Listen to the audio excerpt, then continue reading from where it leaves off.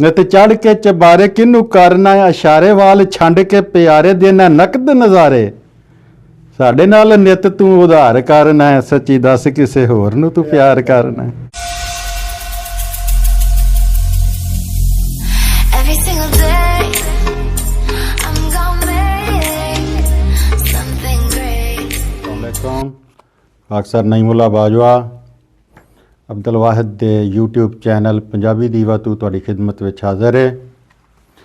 अब्दुल वाहिद दी फरमाइश ते एक होर गाना तुहाडी खिदमत च पेश कर रहे हैं अज, उम्मीद है पसंद करोगे। चुप चुप रह के आवाज़ार करना है, चुप चुप रह के आवाज़ार करना है, सच्ची दस किसे होर नूं तू प्यार करना है। चुप चुप रह के आवाज़ार करना है, सच्ची दस किसे होर नूं तू प्यार करना है। नित चढ़ के चबारे किनू करना है, इशारे वाल छंड के प्यारे देना नकद नज़ारे।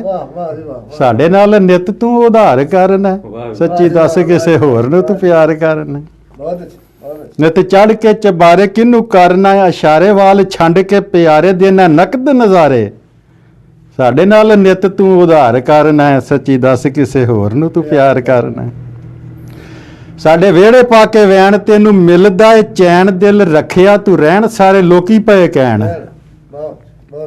साडे वेड़े पा के वैन तेनू मिलदा है चैन, दिल रखिया तू रहन सारे लोकी पए कहण। दस कित्थे कित्थे दिलां दा वपार करना है, सच्ची दस किसे होर नूं तू प्यार करना है। बहुत अच्छे गल ऐसे दा है रोना साडे दिल दा, तू सोहना जिथे जाना है परोना बन जाना है खिडौना।